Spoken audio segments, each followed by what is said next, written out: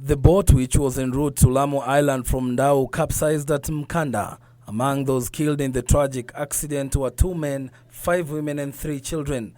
15 others were rescued by occupants of boats within the area in which the accident occurred. It is suspected the ill-fated boat might have been loaded beyond its capacity.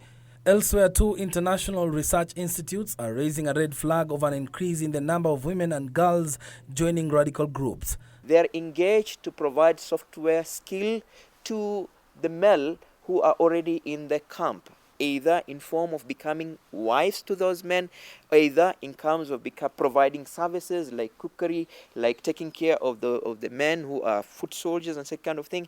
And then also the evidence which is there now, they are also involved as technocrats.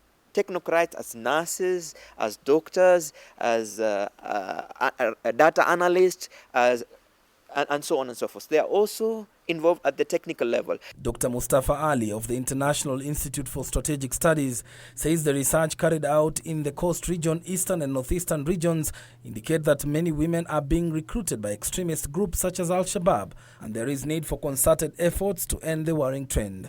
This is a worrying trend. There are many Kenyan girls that have been recruited by the terrorist organizations.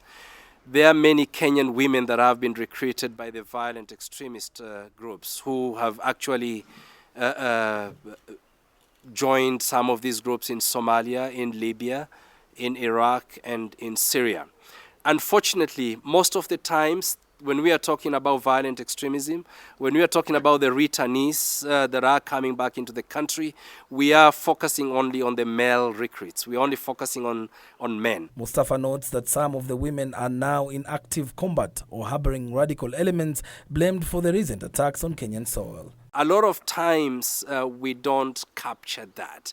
And the programs that then come into being or are discussed or are implemented rarely focus on the women. And we hope that the survey that we've done will then trigger more action or more interest in working with in particular, the women who are in the frontline counties where the problem of violent extremism has